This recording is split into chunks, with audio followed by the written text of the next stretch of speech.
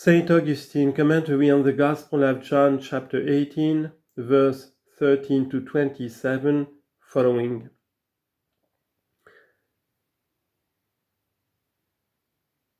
And even what he spoke to his disciples apart, he certainly spoke not in secret. For who speaks in secret, that speaks before so many persons, as it is written, at the mouth of 2 or 3 witnesses shall every word be established.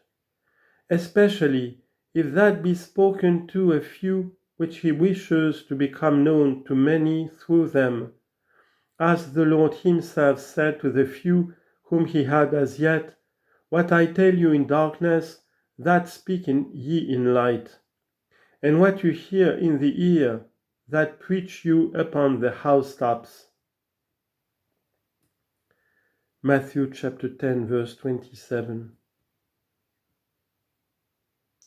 And accordingly, the very thing that seemed to be spoken by himself in secret was in a certain sense not spoken in secret, for it was not so spoken to remain unuttered by those to whom it was spoken, but rather so in order to be preached in every possible direction. A thing therefore may be uttered at once openly and not openly, or at the same time in secret and yet not in secret, as it is said, that seeing they may see and not see. Mark chapter 4, verse 12.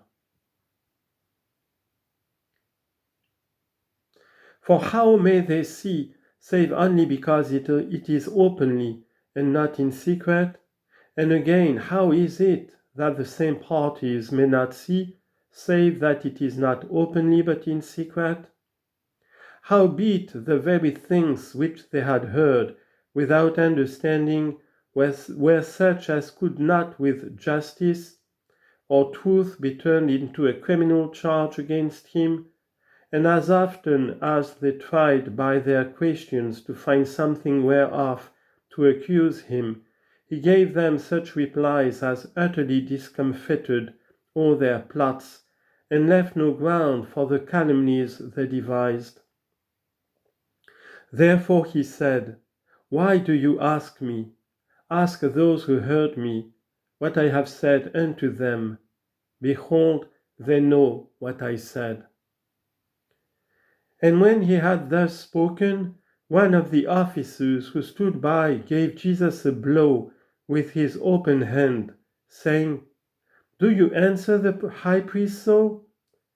Jesus answered him, If I have spoken evil, bear witness of the evil.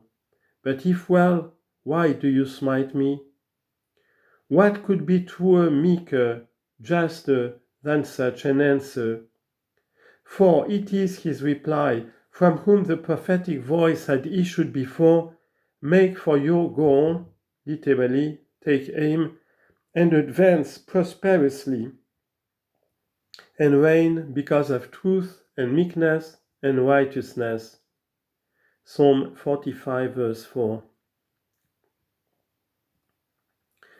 If we consider who it was that received the blow, might we not well feel the wish that he who struck it were either consumed by fire from heaven, or swallowed up by the gaping earth, or seized or carried off by devils, or visited with some other or still heavier punishment of this kind?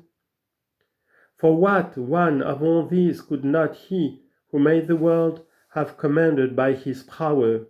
Had he not wished rather to teach us the patience that overcomes the world?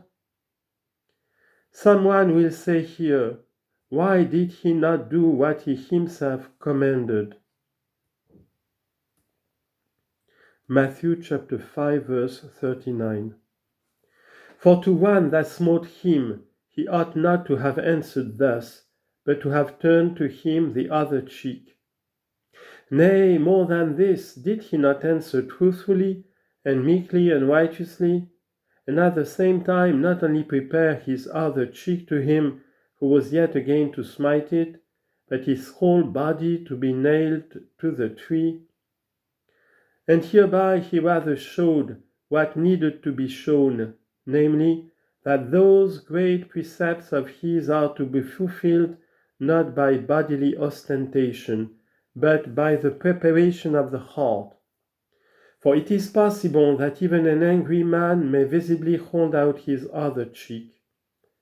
How much better, then, is it for one who is inwardly pacified to make a truthful answer, and with tranquil mind hold himself ready for the endurance of heavier sufferings to come?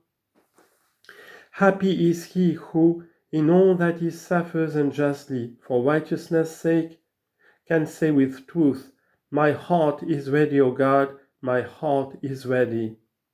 For this it is that gives cause for that which follows, "I will sing and I give praise."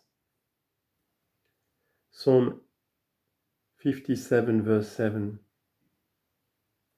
Which Paul and Barnabas could do even in the cruelest of bonds. Acts chapter 16 verse 25. But let us return to what follows in the gospel narrative. And Annas sent him bound unto Caiaphas the high priest. To him, according to Matthew's account, he was led at the outset, because he was the high priest that year. For both the pontiffs are to be understood as in the habit of acting year by year alternately, that is, as chief priests, and these were at that time Annas and Caiaphas, as recorded by the evangelist Luke, when telling of the time when John, the Lord's forerunner, began to preach the kingdom of heaven and to gather disciples. For he speaks thus, "Under the high priest Annas and Caiaphas, the word of the Lord came upon John, the son of Zechariah, in the wilderness."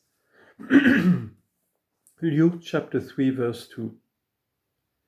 Accordingly, these two pontiffs fulfilled their years in turn, and it was the year of Caiaphas when Christ suffered. And so, according to Matthew, when he was apprehended, he was taken to him.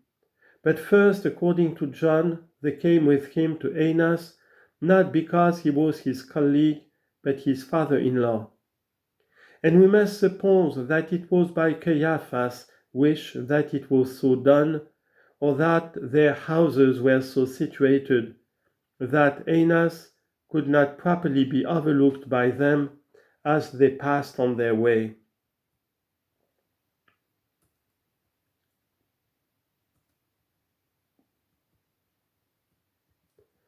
But the evangelist, after saying that Annas sent him bound unto Caiaphas, returns to the place of his narrative where he had left Peter in order to explain what had taken place in Annas' house in regard to his threefold denial.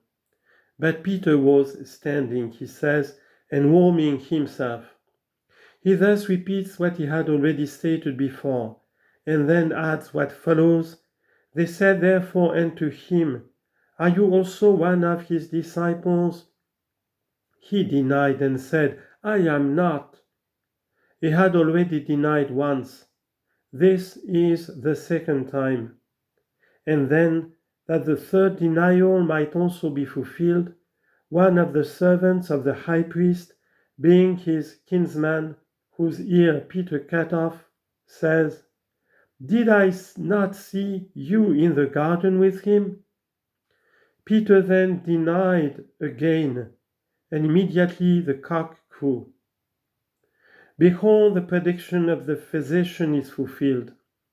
The presumption of the sick man is brought to the light. For there is no performance of what the latter had asserted. "I will lay down my life for your sake."